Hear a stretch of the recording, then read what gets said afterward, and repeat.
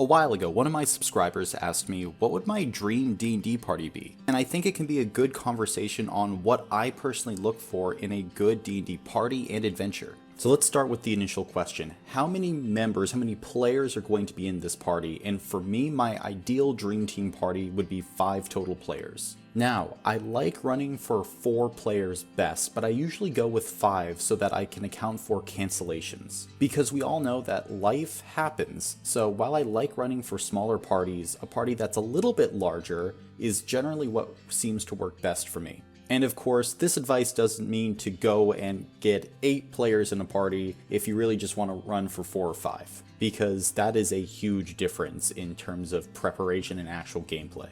Next, let's talk about the class, subclass, and race of all the different party members. And starting out, I want at least 1 warlock. And it's very simple, I just love the warlock-patron relationship. I actually think that's one of the things I do best as a DM. And just the storytelling potential latent within the Warlock class I like a lot. And for the Warlock subclass, I'm going to want a Great Old One Warlock. I think that the Warlock-patron relationship works best when the Warlock does not fully understand their patron. When there's a bit of mystery involved in what they're actually doing or what they wish to accomplish. The Great Old One embodies that. It's weird and aberrant. And for the race, I'd like a Fallen Aasimar. Just because I love the concept of a celestial falling to an eldritch god or force. Next up, I'm going to want a human fighter. I think that there is nothing better in a D&D campaign where everyone else has all these cool magic powers and abilities, and yet the one person who is holding their own, maybe the best in combat, is just some dude with a sword. Because for me, how I run fighters is I think of them as the pinnacle of what a human can do with a weapon. There is nobody better. And I'm a little biased towards them as well. They're going to get magic items meant for them. They're going to get special armor. They're going to get potions. They're going to get what they need in order to hold their own with everybody else. Actually, usually more than hold their own. Because the way I think about it, and in my ideal party, the fighter should be the best at fighting. I don't think that idea is rocket science, but I've seen a lot of people in the D&D community shit on fighters. But with the right player and weapons and armor and subclass, the fighter can just be flat out amazing and really fun to play. And it grounds your campaign as well. As for subclass, that would be a hard one. If we're going with official published content, I would go with the Battlemaster. The Battlemaster has so many little tactical tricks that I think it keeps fighter players engaged for a long time. But there is a homebrew subclass that I've used in many of my games called the Vanquisher, and it is a fighter subclass based around critical hits. It's kind of like what I always wanted Champion Fighter to be. Maybe I'll release it at some point if you want that, let me know in the comments down below, but that is the thing that most of my fighters have played. Because you know what, it's just a lot of fun to get your critical hits. And based on the way it scales, I've actually found that it's a great teaching tool for new players. For my next class, I would be out of my mind if I didn't throw in a druid into this party, because I'm the druid guy. And for the subclass, I think it would be obvious if you watched my druid videos. You can watch them there if you haven't already, but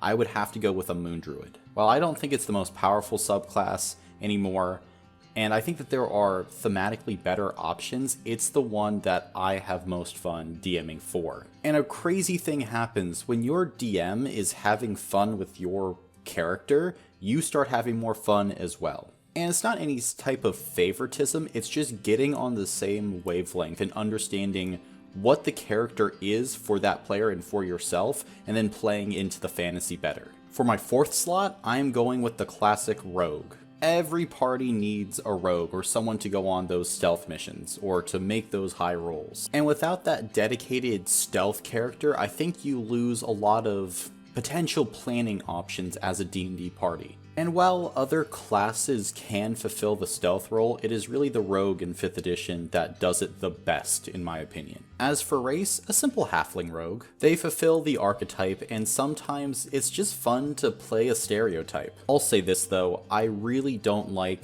the edgelord, chaotic neutral, super trickster rogues. At least the rogue that goes against the D&D party in a negative way. So that part of the stereotype we're just throwing right out. And as for the subclass, this is where I'd like to change it up, as I really think that the Phantom Rogue in concept is so cool. Talking to the spirits of the dead, just within a subclass has so many storytelling options and potentials in there. I've never DM'd for one, I've never seen another player play one, I haven't played one myself, but I just want to so badly. And for my last class, I think I'm gonna have to go with a bard. Bards are just lots of fun in 5th edition Dungeons & Dragons. They are a jack of all trades that can serve as the quote-unquote face for the party. They have their bardic inspirations, which can help just about everyone in a very versatile spell list. And I also like throwing a bard in a party because if any character misses a session or the PC isn't there, the bard can step in and fulfill that role. They pick up any slack that the party has, and a really good bard who knows how to play with their group is just a joy to have at any table.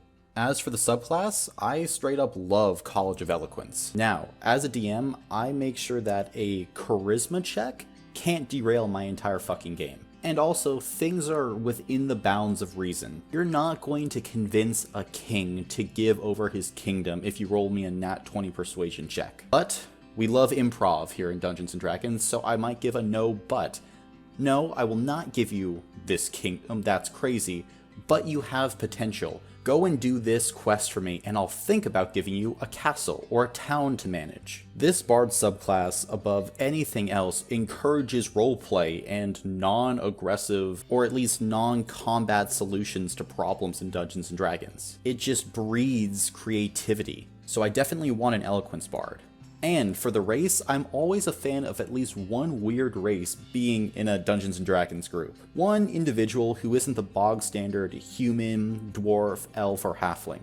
And here, I would want a Gith Zerai. These are the more peaceful and psionic Gith. And I think that a Gith Zerai bard could have a very interesting backstory. So that's the Bardy, a warlock, a fighter, a druid, a rogue, and a bard. But what adventure would I send these characters on? Well, to answer this question, some type of political epic. I love throwing politics into my games. Weaving through a litany of different characters through all these political minefields and trying to figure out who to ally with is some type of juice that you just don't find in any other game. I'd love it if I got a group of players who'd want to play as either a ruling council or advisors to a monarch. They'd have to play different NPCs off of each other and somehow figure out how to keep their government together. And court intrigue is really my bread and butter. If there's one thing I know I can do well, it's create a morally gray NPC that will work with the party under the right circumstances. They're not a perfect person, but the party has to decide who to work with in the end and what type of people they will be. Yet, my roots are also in horror. I began as a keeper in Call of Cthulhu before eventually transitioning into 5th edition Dungeons & Dragons, because let's be honest, that's where all the players are right now, still. So I'd probably mix a Lovecraftian evil in there somewhere as the final boss. So that would be the general adventure, some type of grand political epic filled with intrigue and subplots, with under it all a little bit of Lovecraftian horror that bubbles up towards the end of the campaign. Now, my commenter also wanted to know about backstories, and this is a tough one because I just want to take what the players give me, but there are a few guidelines that I think make for really good backstories. The biggest one I made a video about, you can check it out right there. But the minute-long version of it is give me characters where you are exploring a certain theme and you're not just on a quest for quote-unquote revenge or something. We want concepts over events in backstories. And sure, a character might want revenge, but it's very different if you have a player who is exploring what revenge does to a person, or what trying to get revenge does to a person, rather than just trying to complete a revenge quest. I think another thing important when we're talking about the Dream Party, though, is to talk about campaign length. The ideal campaign for me is between 40 and 60 sessions spanning no more than 15 months. I think having a defined length of time is very important. Also, I don't want my campaign to go for too long because I want my players to be able to use all those characters that they've been creating over the past year. Plus, if players know when a campaign will end, they will usually stick it out until that end. Having a campaign length in mind, I promise you will improve your campaigns. And now here are just a few miscellaneous things that I found when thrown into a campaign take it from good to great. So of course I'm going to want them in my dream party and dream campaign. I'm going to want a campaign where there is a twist reveal midway through the campaign and another near the very end of the campaign, because I think twists keep campaigns feeling fresh and exciting. I also want to throw in there a villain who is technically right. I love writing villains whose plans are kind of right. Maybe their methods are wrong, but in another life they could have been a hero. I'd also want to make the session length probably 3 to 4 hours. I think 3 to 4 hours is the perfect length of time for a D&D campaign session. These days I run more 2 to 3 hour sessions, but I'd love a longer session time frame. Whoa, where did that come from? I'd of course want to be playing with my friends as well, because playing D&D with actual friends is the best. And my final tip is one that a lot of DMs ignore, which is to lean into the party members. If you want to learn more about that strategy, I would recommend this video right here, and thank you for entering the dungeon.